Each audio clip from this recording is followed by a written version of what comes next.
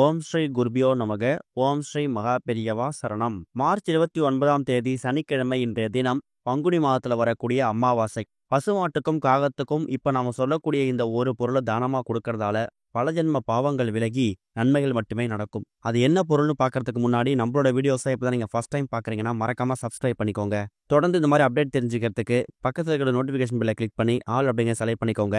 இப்போ பசுமாட்டுக்கும் காகத்துக்கும் என்ன பொருளை தானமாக கொடுக்கணும் அப்படிங்கிற பற்றி தெளிவாக தெரிஞ்சுக்கலாம். பொதுவாக அமாவாசை அப்படிங்கிறதே சிறப்பு தான்.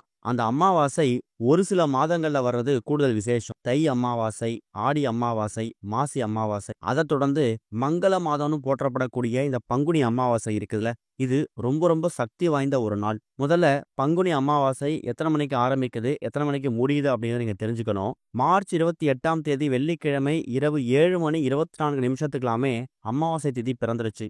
இன்று மார்ச் 29 சனிக்கிழமை மாலை 5 மணி 12 நிமிஷம் வரைக்கும் உங்களுக்கு அமாவாசை திதி இருக்கு.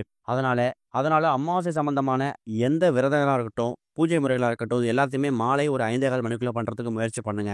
இந்த பங்குனி மாதம் சாதாரண மாதம் கிடையாது. தமிழ் மாதங்கள்ல வரக்கூடிய 12 மாதங்கள்ல இறுதி மாதமா வந்தாலும் இந்த இறுதி மாதத்தில் இருக்கக்கூடிய சக்தி அப்படிங்கிறது ரொம்ப அதிகம். ஸ்ரீராம நவமியா இருக்கட்டும், பங்குனி உத்திரமா இருக்கட்டும், இது மாதிரி பல விசேஷ தினங்கள் இந்த ஒரு பங்குனி மாதத்துல தான் வரும். அதே மாதிரி பங்குனி முடிஞ்சு சித்திரை ஆரம்பிக்குதுல, தமிழ் வருட பிறப்பு, புது வருடம் பிறக்குதுல, அந்த பிறக்கக்கூடிய புது வருடம் ரொம்ப சிறப்பானதாகவும் செல்வ செழிப்பானதாகவும் இருக்கணும் அப்படின்னா இந்த பங்குனி மாதத்தை நீங்க முழுமையா நிறைவு செய்யணும். அப்படி முழுமையா நிறைவு செய்யும் போது பிறக்கக்கூடிய தமிழ் மாதம் உங்களுக்கு ஒரு புதிய எதிர்காலத்தை ஏற்படுத்தும். அதனால தான் இந்த பங்குனி மாதத்தில் வரக்கூடிய எந்த விசேஷ தினங்களையும் நம்ம தவற விடக்கூடாது. இன்னொரு முக்கியமான விஷயம், பங்குனி மாதம் அப்படிங்கிறதே குறிப்பா முருகனோட வழிபாட்டுக்கு முக்கியத்துவம் கொடுக்கக்கூடிய மாதம். பங்குனி உத்திரத்தன்னைக்கு மட்டும்தான் முருகப்பெருமான வணங்குங்கிற கட்டாயம் கிடையாது. இந்த பங்குனி மாதத்தில் இருக்கக்கூடிய செவ்வாய்க்கிழமைகள்ல முருகப்பெருமான பங்குனி உத்திரம் அன்னைக்கு எப்படி வழிபாடு நடத்துவீங்களோ அதே மாதிரி வாரம் வரக்கூடிய செவ்வாய்க்கிழமையிலையும் நீங்க வழிபாடு நடத்தலாம். இன்றைய தினம் சூரிய கிரகணம் இருக்கு அப்படிங்கிற மாதிரி அறிவிச்சிருக்காங்க. ஆனா இந்த சூரிய கிரகணத்தோட பாதிப்பு, அந்த தோஷங்கள் இந்தியாவை சேராது அப்படிங்கிற மாதிரி விஞ்ஞானிகளாலையும் ஜோதிட நிபுணர்களாலையும் தெரிவிக்கப்பட்டிருக்குது. இந்திய நேரப்படி இந்த சூரிய கிரகணம் அப்படிங்கிறது பிற்பகல் 2 மணி 20 நிமிஷத்துக்கு ஆரம்பிச்சு அதோட உச்சம் அப்படிங்கிறது 4 மணி 17 நிமிஷத்துக்கு இருக்கும். கிரகணம் முடியக்கூடிய நேரம் மாலை 6 மணி 13 நிமிஷம். மொத்தமா கிட்டத்தட்ட 4 மணி நேரம் இந்த சூரிய கிரகணம் நிகழப்போகுது. இந்தியாவில் பாதிப்பு ஏற்படாது அப்படிங்கிற காரணத்தால எல்லா விதமான கோவில்கள்லையும் நடை திறந்திருக்கும், கோவில்களில் பூஜை நடக்கும் அப்படிங்கிறத ஏற்கனவே அறிவிச்சுட்டாங்க. இன்றைய தினம் பங்குனி அமாவாசை அப்படிங்கிறதால நீங்க உங்க கையால பித்ருக்களுக்கு கடன் செலுத்துறது, பித்ருக்கனை அழைக்கிறதுக்கான வழிபாடு செய்யறது, பித்ரு சாபம் நிவர்த்தி பண்றதுக்கான வழிபாடு பண்றது, தர்ப்பணம் கொடுக்கறது, இந்த மாதிரி விஷயங்கள்லாம் பண்ணலாம். ஆடி அமாவாசை, தை அமாவாசை, இந்த மாதிரி மாதங்கள்ல வரக்கூடிய அமாவாசைகள் தவற விட்டவங்களுக்கு இந்த பங்குனி அமாவாசையும் ஒரு மாற்று வழி. இது போக இப்ப நாம சொல்லக்கூடிய இந்த ஒரு பொருள் இருக்குல்ல, இந்த ஒரு பொருளை பசுமாட்டுக்கும் காகத்துக்கும் உங்க கையால தானமா கொடுக்கறதால பலவிதமான ஜென்ம பாவங்கள் விலகி நன்மைகள் மட்டுமே உங்களை வந்து சேரும். பொதுவா அமாவாசை அப்படிங்கிறத தான தர்மங்கள் செய்யறதுக்கு பயன்படுத்தக்கூடிய நாளை நம்ம பயன்படுத்திப்போம். அப்படிப்பட்ட ஒரு பொருளை தான் நீங்க பசுமாட்டுக்கும் காகத்துக்கும் கொடுக்க போறீங்க.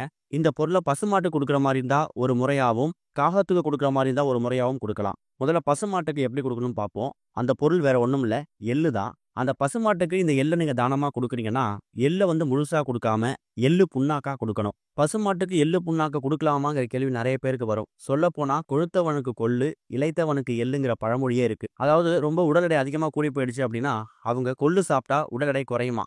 அதே ஒருத்தவங்க ரொம்ப மெலிஞ்சு போய் உடல சக்தி இல்லாம திறன் இல்லாம இருக்காங்கல்ல, அவங்க அதிகமா எள்ளு சாப்பிடும்போது உடல் எடை கூடுமா. நம்ம வீடுகள் பக்கத்துல பாத்தீங்கன்னா நிறைய பசுமாடுகள் பராமரிப்பு இல்லாம, இல்ல அந்த பராமரிக்கக்கூடியவங்க போதிய வசதி இல்லாம அந்த பசுமாடுகள் பார்க்கறதுக்கே ரொம்ப வலுவிழந்து எலும்பும் தோலுமா இருக்கும். அந்த மாதிரி இருக்கக்கூடிய பசுமாடுகளுக்கு உங்க கையால எள்ளு புண்ணாக்க நீங்க வாங்கி கொடுக்கணும். அதை நீங்க கொடுக்காம அந்த எள்ளு புண்ணாக்க வாங்கி பசுமாடை பராமரிக்கிட்ட கொடுத்தீங்கன்னா அதை சாப்பாட்டுல எவ்வளவு விகித அளவு கலக்கணுங்கிற கலந்து அவங்க கொடுத்துருவாங்க.